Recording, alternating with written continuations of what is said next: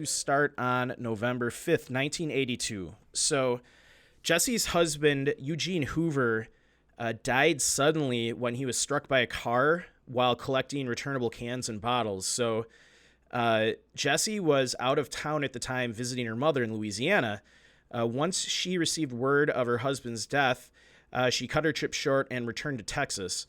So Jessie and Eugene had been married for 35 years, and this sudden death of her husband just devastated her. So she, so you can kind of, this whole kind of, seed of wanting to hike the Appalachian Trail kind of started after her husband's death. So according to family, not too long after her husband's death, Hoover began talking about hiking the Appalachian Trail. Something had caught her eye and it interested her years earlier when she was reading about it in National Geographic. And so, she kind of got this bug to hike. And we all get that. That's why probably both Joe and I started hiking years ago. I probably saw something on TV or read something, or, I just got the itch to go hike. Oh, my Patreon episode will be how I got into hiking. So if you want to know how I got into hiking, you're going to have to join Patreon and pay $1. There you go. So she got this itch to hike the Appalachian Trail. So she began to read everything she could about the iconic trail in anticipation of one day accomplishing the feat. And I'll say this, it's 1982, no internet. All she can, the beautiful thing about the internet now when I research new hiking trips is I can read reviews and stories of people that have already hiked, these areas. I'm guessing when Jessie picked that 100 miles wilderness stretch, she probably had no idea it was as hard as it was.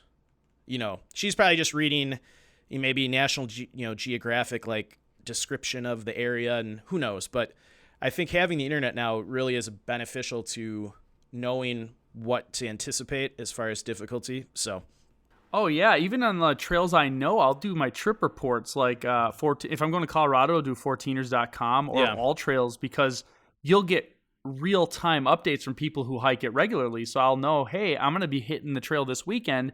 And I remember once I was going to go do Capitol Peak, and I checked online, and I just messaged someone that said they were there. Said, hey, I want to do Capitol Peak. They're like, oh, an avalanche just went down. You won't be able to make it. I was like, all right, good. I'm not even going to go then. Yeah. But that, it saved me an entire trip. But what if I got out there? The avalanche had already happened, but you start going through that snow, you could get stuck. Accidents can happen. Just that information alone is super valuable. Yeah. So, I think she's at a disadvantage just because of, there was no internet at the time. So, she's reading all this information about the AT. She actually ended up crafting an itinerary and, of when she would arrive at major stops along the trail to pick up supplies and to wire for money. She even made arrangements with the family doctor to get refills of her medication along the way. So while, she wasn't experienced in actual hiking, she obviously, because of reading all of this information about the AT, she was, preparing. I think she was doing a good job of preparing, for her trek down the AT, setting up these stops and things like that. So, sure. All right. So let's fast forward to May 16th, 1983. So Jessie leaves Texas and heads towards Maine and the 100-mile wilderness area. And she went to the area just south of Baxter State Park. So at this time, her sister said she only had about $15 to $20, which back in 1983 probably was a decent, probably like $100. And she intended to wire for money when she passed through towns along the AT. And actually, she planned to through hike the Appalachian Trail, going south, which, like we said, is only about 10% of people actually do the through hike south. So, pretty gutsy plan for someone with no experience to do. Yeah, I'd say so. So now it is May 20th, 1983, and she is on the AT and she's, hiking south, and some park rangers came up to her, and she was talking to them about how she planned to climb Mount, how'd you pronounce it, Joe? Mount. I don't even know. I'm wrong. Katahdin? Katahdin. So she was planning to climb Mount Katahdin in Baxter State Park, but she was urged to turn back by park rangers due to her lack of supplies and equipment. So, like we said, she had no hiking gear with her. I don't know what she must have had. She must have had some kind of backpack with food, hopefully. But the rangers knew right away by probably just looking at her like, you can't hike this. And we're not talking a 14er. This is the highest mountain in Maine, but it only goes up to 5,200 feet, which, I mean, that's really not, Joe and I went pause to do that. But so when she was urged to turn back, she is believed to have started to hike to the south, but northbound Appalachian trackers coming through the Dacey Pond checkpoint hadn't seen her at all. So we have some conflicting information. The rangers think she continued south, but then we have hikers, going north that claim to have not have seen her. So we're not quite sure what happened to her at that point. And then during the search and rescue, they obviously talked to a lot of attendants, and there was an attendant that remembered seeing her in late May 1983, and that she had gone in the direction of the trailhead of the 100-mile wilderness on the other side of Able Bridge. That was the first and last time the attendant saw her. So this will lead up to when she went missing. So we've already got some conflicting information. We have rangers that think she went south. We have northbound hikers that never saw her. And we have an attendant that remembered that she went towards the 100-mile wilderness. So, did the attendant say why she knew it was her? No, I think in my research that she just recognized her. They showed her a picture. So, okay. So, all right. So now we are fast forwarding to July 11th, 1983. So after Jessie had failed to call her family to report her progress on the trail, her sister reported her missing to the Warden Service almost 2 months after she was last seen. So this is a very troubling turn of events in this case. The first 48 to 72 hours are absolutely vital in a missing persons case in the wilderness. And if somebody's gone missing and hasn't been seen for 2 months, that the likelihood of finding them is close to zero, unfortunately. Yeah. So, the searchers were already at a disadvantage because she had been out in the wilderness for 2 months. So, July 12th, 1983, the search starts, and they started the formal search at this point. However, the investigation report says Jessie was woefully unprepared with light clothing and only beef jerky for sustenance. So now we know that she didn't even have the proper food. She had beef jerky.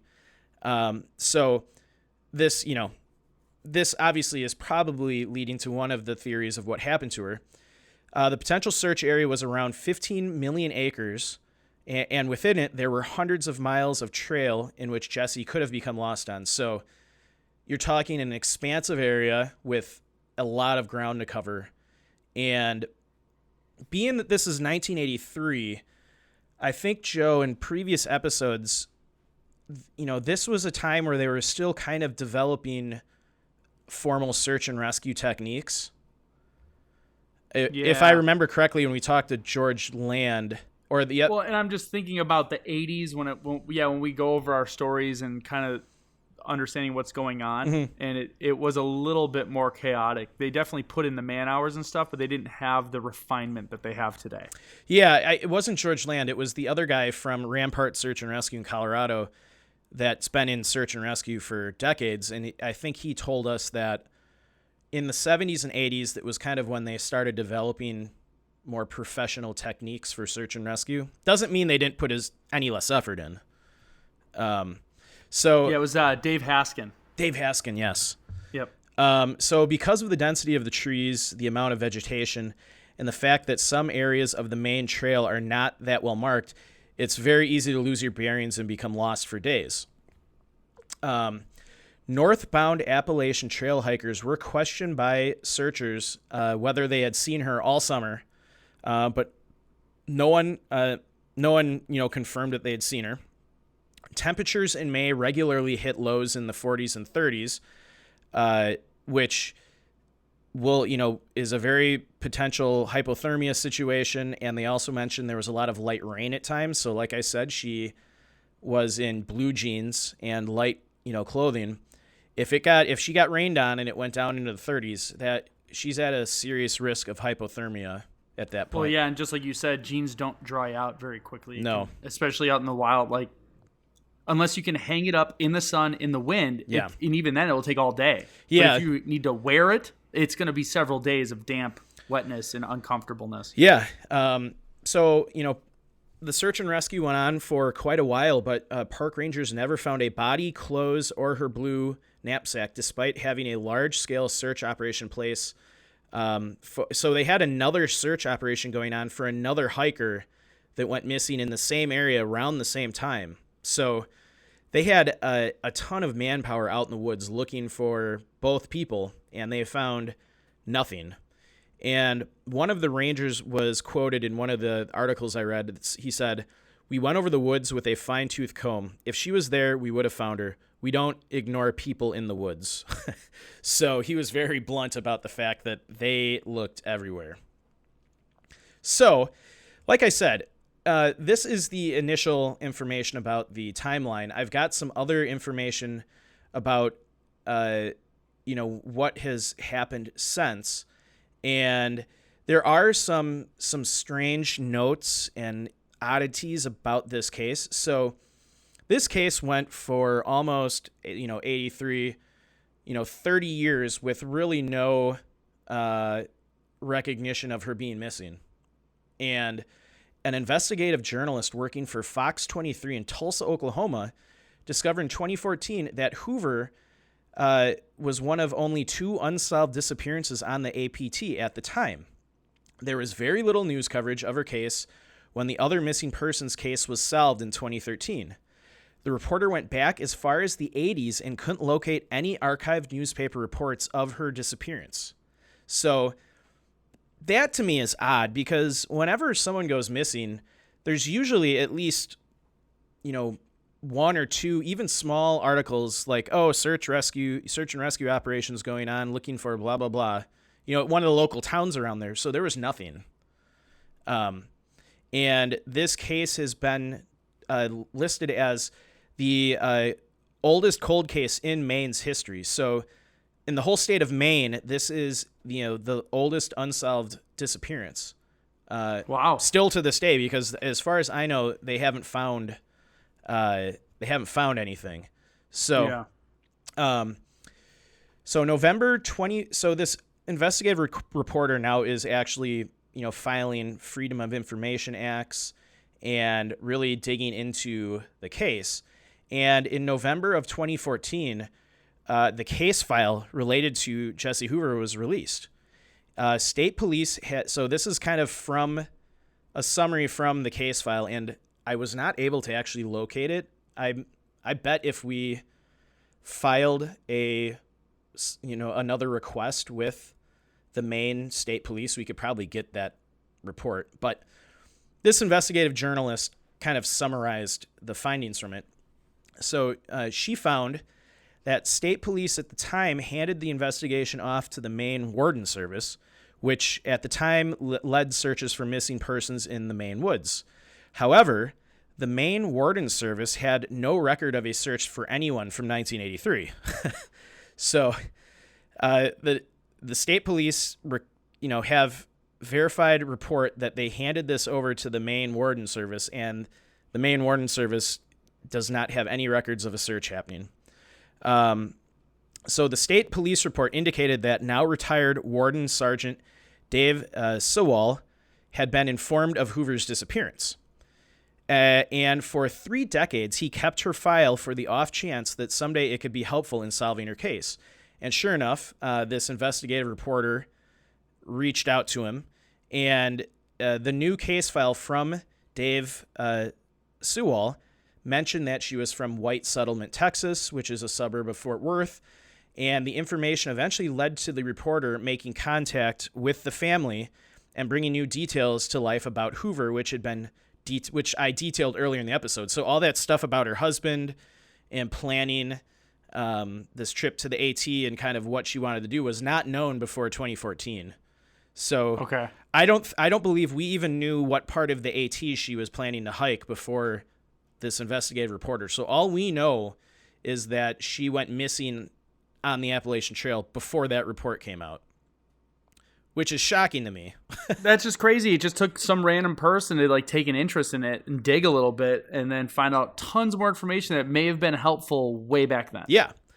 And and this investigative reporter eventually reached out to the family and interviewed them several times. And to kind of conclude the timeline of this case, with help from the reporter, the family was finally able to submit DNA samples to the National Missing and Unidentified Persons Network, which will now allow law enforcement across the country to test potential remains in the future. So that hadn't even been done up until a couple years ago. So like I said, this case is a little shorter because of the lack of information, but I don't think it's any less mysterious in my eyes because of the fact that her case basically went unnoticed for 30 years. The Maine state organization, responsible for her search and rescue has no record of searching for her. And that the fact that, while not a lot of people hike that 100-mile wilderness area, it's been over 30 years. And no body, bones, clothing, nothing has ever been found, which, who knows what happened to her.